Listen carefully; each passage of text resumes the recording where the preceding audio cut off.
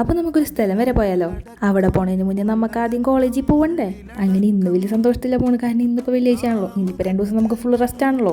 ഞാനെത്തിന് മുന്നേ ഇവർ രണ്ടാളെത്തിയിട്ടുണ്ടായിരുന്നു. പിന്നെ ഞങ്ങൾ 3 പേരും കൂടി എത്തിക്കഴിഞ്ഞ് കഴിഞ്ഞാൽ പിന്നെ പറയേണ്ട കാര്യമില്ല, പിന്നെ ഫുൾ അലമ്പായിരുന്നു. അങ്ങനെ ഇതിൻ്റെ ഇടയിൽ നമുക്കൊരു പുതിയ സബ്സ്ക്രൈബറിനെയും കൂടി കിട്ടിയിട്ടുണ്ടായിരുന്നു.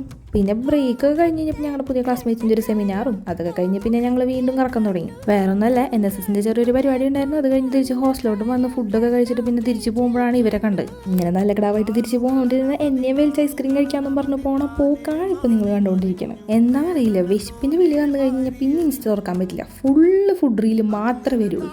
അതിൻ്റെ ആഫ്റ്റർ എഫക്റ്റ് ആയിട്ട് ഇവിടെ എത്തും. അപ്പോൾ ഞാൻ നോക്കുമ്പോൾ എൻ്റെ ഇപ്പോൾ ഹോസ്റ്റലിൽ വന്ന് ഫുഡ് കഴിച്ചിട്ട് പോയ ആൾ ഇവിടെ. പിന്നെ ഇവരെ കുറച്ച് അലമ്പും പരിപാടികളൊക്കെ ആയിരുന്നു മെയിനായിട്ട്. പിന്നെ ഇനിയിപ്പോൾ തിരിച്ചെന്തായാലും ക്ലാസ്സിൽ കയറിയല്ലേ പറ്റുള്ളൂ. അതുകൊണ്ട് പിന്നെ ഇങ്ങനെ നടന്ന് പോകുന്നു. ഇന്ന് നേരത്തെ വിട്ടുകൊണ്ട് അവർ നേരത്തെ പറഞ്ഞു പോയി. അപ്പോഴാണ് പുതിയൊരു ഐഡിയ വരുന്നത്. ഇവിടെയുള്ള കടവ് വരെ ഒന്ന് പോയിട്ട് വരാമെന്ന് പറഞ്ഞു പോയത്. ശരിക്കും പറഞ്ഞാൽ ഇതാണ് അന്ന് ഞാനും ആദ്യം കൂടി തപ്പി നടന്നു പോയി കണ്ടുപിടിക്കാൻ നോക്കിയ സ്ഥലം. അത് കാണാത്ത ആൾക്കാരാണെങ്കിൽ അത് പോയി ആദ്യം കണ്ടിട്ട് വരണം. സംഭവം ഇത്ര എടുത്താന്നുള്ള കാര്യം ഞങ്ങൾക്കും അറിയില്ലായിരുന്നു. ശരിക്കും പറഞ്ഞാൽ അത്രയും തപ്പി നടക്കേണ്ട ആവശ്യമൊന്നും ഉണ്ടായിരുന്നില്ല. പിന്നെ വെറുതെ ഇരുന്ന അതിനെ ഞാൻ അങ്ങോട്ട് വിളിച്ചു വരുത്തി. പിന്നെ ഞങ്ങൾ തിരിച്ച് ഹോസ്റ്റലിൽ പോയി. അപ്പം ഇന്നത്രേ ഉള്ളൂ.